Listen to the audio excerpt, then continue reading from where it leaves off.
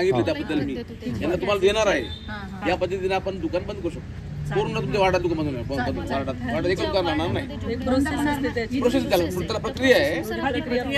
हा देऊ ना, हे तुम्हाला देतो ना, वाचा तुम्ही सगळ्यांना द्या, तुम्ही प्रोव्हाइड करा सगळ्यांना.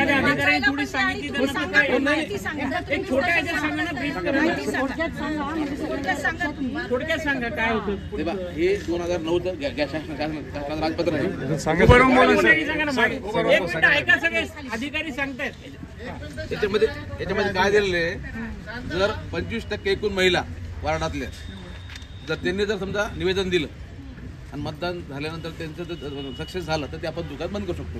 आणि दुसरं 2008चं एक असंच गॅजेट आहे, एकूण मतदारसंघ जे आहेत वार्डात ते 50% लोकांनी जर विरोधात मतदान केलं तर दुकान बंद करायचं. वार्डात एका दुकानात राहणार हो, त्याला प्रक्रिया असते. पहिले 25% महिलांचं निवेदन देतो. कोणी दोन आता तुम्हाला तुम्ही वाचा, तुम्हाला ऐकून घ्या ना, आम्हाला ते बाकी माहित नाही, तुम्ही वाचा नाही, वाचा, अभ्यास करा. वकील साहेब आहे तिथे, यांना सगळं माहिती आहे पूर्ण कसं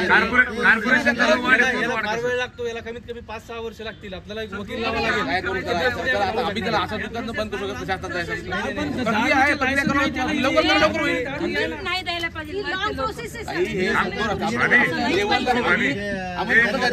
काही नाही, मंत्रालयातून उघडून झालेले काम आहेत.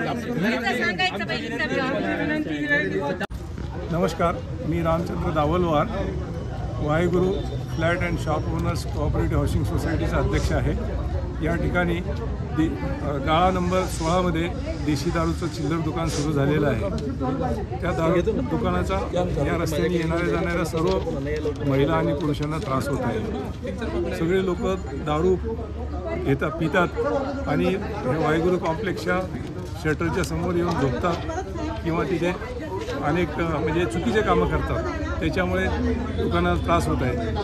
त्या गाळ्याच्या बाजूला 17 नंबरचा गाळा हे ब्राईट कम्प्युटरच्या नावाने होतं. त्या ठिकाणी मुली आणि मुलं येणं बंद झालेलं आहे. त्यामुळे ते ब्राईट कम्प्युटर नाईलाजाने त्या गृहस्थाला बंद करावं लागलं.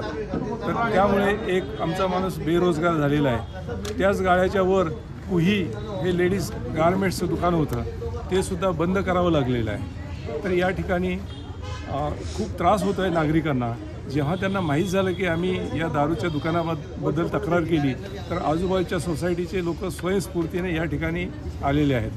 आज आमच्या तक्रारीवर चौकशी करण्यासाठी उत्पादन शुल्क विभागाचे अधिकारी आलेले आहेत. जेव्हा आजूबाजूच्या नागरिकांना माहीत झालं की चौकशीसाठी येणार आहेत तर या ठिकाणी 100-150 लोक स्वयंस्फूर्तीने या ठिकाणी चौकशीला सामोरे जाण्यासाठी आलेले आहेत. आणि याच्यात विशेषतः महिला जवळपास 100-1 महिला या ठिकाणी जमा झालेल्या आहेत. तेव्हा माझी अशी विनंती आहे शासनाला की याची चौकशी करून तात्काळ हे दुकान इतरत्र स्थलांतरित करावं अशी मी विनंती करतो. नमस्कार, आम्ही सर्व विद्यानगर वॉर्डातली लोक इथे आज जमलेलो आहोत. याचं कारण असं आहे की खाली आत्ताच मागच्या काही 15 दिवसापूर्वी इथे देशी दारूचं दुकान उघडलेलं आहे. आणि देशी दारूचं दुकान उघडल्यामुळे इथली सर्व नागरिक एकत्र येऊन ह्या दुकानाचा विरोध करण्याचा आज आम्ही सुरुवात केलेली आहे.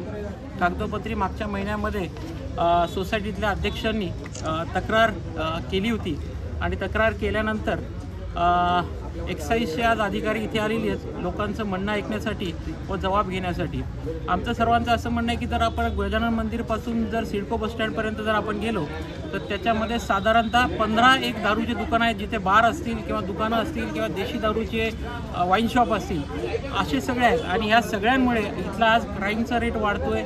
इथे जे लोक ज्यांची व्यवसाय आहे, आज दारूचं दुकान उघडल्यानंतर बाजूच्यांचे जवळपास 1 किलोमीटरमधल्या लोकांचे व्यवसाय पूर्ण बंद पडतात, कारण कुणी लोक यायला घाबरतात. सगळी लोक दारू उघड्यावरती पितात. असे सर्व प्रश्न इथे मोठ्या प्रमाणात उभे राहिलेले आहेत. त्यामुळे आम्ही सर्वजण आज लोकशाहीच्या पद्धतीने आज मी इथे सगळेजण जमलेले आहेत. इथं तुम्ही जर बघितलं असेल तर खूप मोठ्या प्रमाणामध्ये महिला आणि पुरुष इथे जमलेले आहेत. आमचं म्हणणं आहे की हे दारूचं दुकान लवकरात लवकर शासनाने बंद करावं. नमस्कार, मी रामचंद्र दावलवार. वाईन शॉप वाले का समोर, एक मिनिट, समोरचे जे वाईन शॉप वाले का छेनी फुटाण्याचे गाड्या आहेत, तिथं ग्लास आणि पाण्याच्या बॉटल असतात, तिथनं घेतात ते पार्सल घेतात तिकडे जातात. एरिया खराब व्हायला त्या गाड्यावर कारवाई का बरं होत नाही सर? गाड्यावर कसं कारवाई करता का? मी हा, अहो पण दारूचे जे दुकान ठेवणारे- हा विषय ऐकून इथं सुविधा व्हावं लागल्या सगळं. दुसरी गोष्ट मी त्यांना मला मी तुम्हाला एक विनंती अधिकाऱ्यांना की तुम्ही आता ह्याच्या नंतर पुढे काय कारवाई करणार हे सगळ्या लोकांना तुम्ही सांगायला पाहिजे. मग कशासाठी आलो आम्ही? हा आता मी यांना बोलून ऑफिसला बोलून घेतला असतं ना. सांगितलं त्याबद्दल मी यांना तुम्हाला देणार आहे. या पद्धतीने आपण दुकान बंद करू शकतो. पूर्ण तुमच्या वार्डात दुकान बंद होणार. वार्डात एक दुकान राहणार नाही. प्रोसेस त्याला प्रक्रिया आहे. हा देऊ ना, हे तुम्हाला देतो ना. वाचा तुम्ही सगळ्यांना द्या, तुम्ही प्रोव्हाइड करा एखाद्या सगळ्यांना. अधिकाऱ्याने थोडी सांगितली त्यांना तर काय एक छोट्या ह्याच्यात सांगा ना, brief करा. थोडक्यात सांगा काय होतं. ते बघा, हे 2009चं गॅस शासन राजपत्र आहे. उभारून बोला सर. सांगा ना मागे. एक मिनिट ऐका, सगळे अधिकारी सांगतायत. याच्यामध्ये काय दिलेलं आहे, जर 25% एकूण महिला वार्डातल्या जर त्यांनी जर समजा निवेदन दिलं आणि मतदान झाल्यानंतर त्यांचं जर सक्सेस झालं तर ते आपण दुकान बंद करू शकतो. आणि दुसरं 2008चं एक असंच गॅजेट आहे, एकूण मतदारसंघ जे आहेत वार्डात ते 50% लोकांनी जर विरोधात मतदान केलं तर दुकान बंद करायचं. वार्डात एका दुकानावर राहणार तुझं. हो, आता त्याला प्रक्रिया असते पहिले 25% महिलांचं निवेदन देत. कोणी दोन आता तुम्हाला तुम्ही वाचा. हे पहा, तुम्हाला ऐका, तुम्हाला ऐकून घ्या ना. ते आम्हाला ते बाकी माहित नाही, तुम्ही वाचा नाही. वाचा, अभ्यास करा. ते वकील साहेब आहे तिथे, यांना सगळं माहिती आहे पूर्ण कसं. कॉर्पोरेशन फार वेळ लागतो, याला कमीत कमी 5-6 वर्ष लागतील. आपल्याला एक वकील लावा लागेल. काय करू त्याला? आता आम्ही त्याला असं दुकान बंद करू शकतो शासनाचं प्रक्रिया आहे. प्रक्रिया करून लवकर होईल. नाही द्यायला पाहिजे. काही नाहीये. मंत्रालयातून उघडून झालेले काम आहेत. ते सुद्धा बंद झाले पाहिजे. कारण देशी पिऊन 6 महिन्यापूर्वी या भागामध्ये ट्युशन पण जास्त आहे. ट्युशन पण आहे आणि शाळा पण आहे या भागामध्ये. 2-2 वाजेपर्यंत दारू पितात आणि बाटल्या फोडतात तिथे. आम्ही तिथे रहिवासी सकाळी वॉकिंगला जातो. सर पण काढल्या आणि त्यांना म्हणजे शॉर्टकट रस्ता झाला ना तो यायला, आणि तो शॉर्टकट रस्त्याने तिथे बसतात.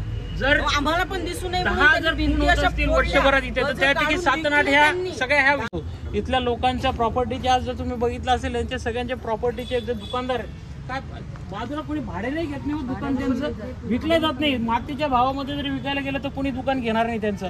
अशी भयंकर परिस्थिती इथे झालेली आहे. मागच्या गार्डनमध्ये सोसायटीमध्ये आम्ही सगळेजण सामाजिक सेवेमध्ये आता सगळ्याच पक्षातली इथं आलेली आहेत.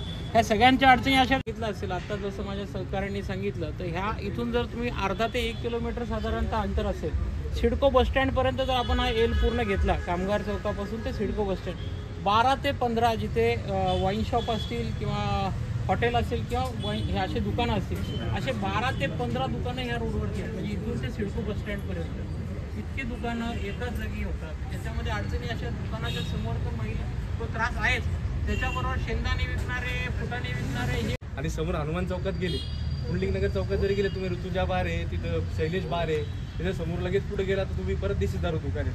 तुम्ही इतक्या जवळच्या अंतरावर तुम्ही परवानगी कशी देता? आणि इतक्या कमी ती जागा जर छत्रपती संभाजीनगरमध्ये सगळ्यात जास्त दुकान असतं या रोडवर. ठीक आहे, सगळ्या समस्या ऐकल्या, बरोबर आहे. परमिशन नाही द्यायचं.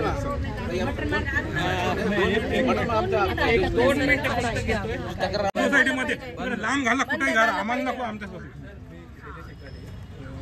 या आधी पण आम्ही 53 नंबर दुकान होतो, त्याचं बंद केलं होतं. आणि सर्वाधिक पूर्ण दारूचा अड्डा. तिथे एक दुकान झालं देशी विदेशी, आता इथे एक देशीच दुकान दिलं. कशी परमिशन देता तुम्ही? लोकांचा काही आहे का नाही सहमती घेण्याचा प्रकार वगैरे? काही नियम आहे का नाही? का कुठं करून उघडणार? हे फार चुकीचं आहे. हे सुरू झालं, हे देशी दारूचं दुकान बंद व्हायला पाहिजे. आमच्या परिसरात इथं मुलं फिरतात, मागे स्वामी समर्थ केंद्र आहे, याचा काही विचार केला पाहिजे, महिलांचा विचार केला पाहिजे. आता सुद्धा संध्याकाळी तुम्ही 7 नंतर येऊन बघा, पूर्ण गाडी पुरं गाडी पॅक असते, सगळे दारू रिक्षात बसून मोटरसायकल बसून दारू पितात. येऊ सगळं